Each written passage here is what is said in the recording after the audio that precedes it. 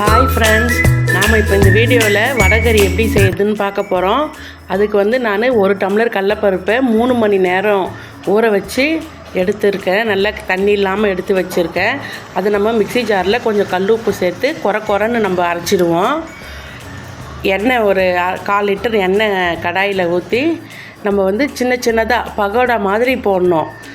ரொம்ப குட்டி குட்டியாக நம்ம பகோடாக்கு இப்போ எப்படி இருக்குமோ அதை மாதிரி நம்ம போட்டு எடுக்கணும்.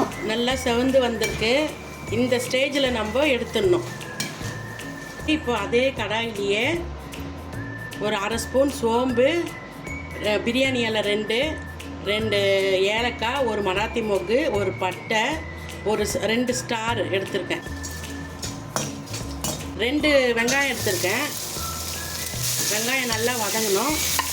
இப்போ வந்து ஒரு 10 பல் பூண்டு பொடியாக கட் பண்ணி வச்சுருக்கேன்.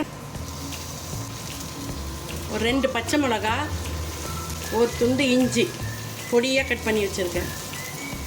கொஞ்சம் கொத்தமல்லி, கருவேப்பிலை.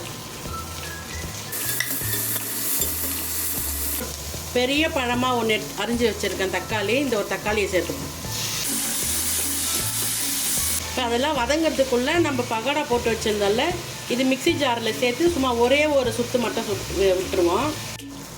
நல்லா வதங்கி வந்துருச்சு.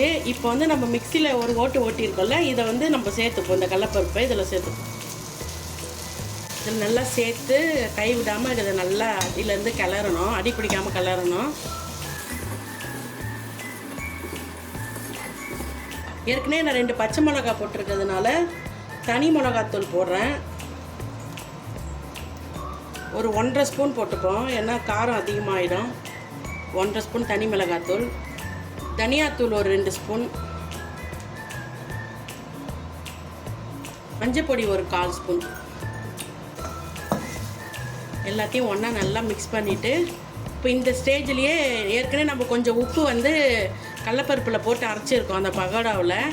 அதனால் இப்போ வந்து மீதி எவ்வளோ சேர்க்கணுமோ அந்த அளவு இப்போ நம்ம சேர்த்துருவோம் இந்த ஸ்டேஜில். இப்போ இட்லி தோசைக்கு தான் செய்கிறதுன்றதுனால மாவுலேயும் கொஞ்சம் உப்பு இருக்கும். அதனால் நான் வந்து கொஞ்சம் கம்மியாகவே போடுறேன்.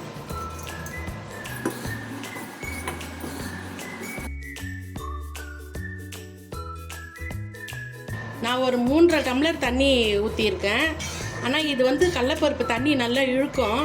உங்களுக்கு வந்து ரொம்ப திக்காக வேணும்னா நீங்கள் திக்காகவே வச்சுக்கோங்க. இல்லைன்னா நீங்கள் கொஞ்சம் தண்ணியாக வேணால் கொஞ்சம் தண்ணியாக இருக்கும் போதே ஆஃப் பண்ணிவிடுங்க. ஆனால் ஆற இது ரொம்ப கட்டியாகினே இருக்கும். இது நல்லா இப்போ கொஞ்சம் நேரம் கொதிக்கட்டும். அந்த மிளகாத்தூள் ஸ்மெல்லாம் போகிற அளவுக்கு இது நல்லா கொதிக்கட்டும். நம்ம ஓப்பன் பண்ணி பார்ப்போம். நம்ம வடகறி ரெடி ஆயிடுச்சு.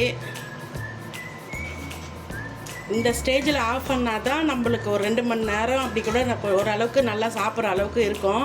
இல்லைன்னா ரொம்ப திக்காயிடும். அதனால் இந்த அளவுக்கு இருக்கும் போதே நம்ம ஆஃப் பண்ணிடுவோம். இப்போ வந்து இதுலேயே கொஞ்சம் கொத்தமல்லி சேர்த்துப்போம்.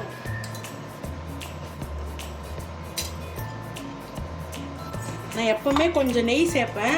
உங்களுக்கு நெய் பிடிச்சா நீங்கள் சேருங்க, இல்லைன்னா பரவாயில்ல, விட்டுறலாம். நான் 1 ஸ்பூன் நெய் சேர்க்குறேன்.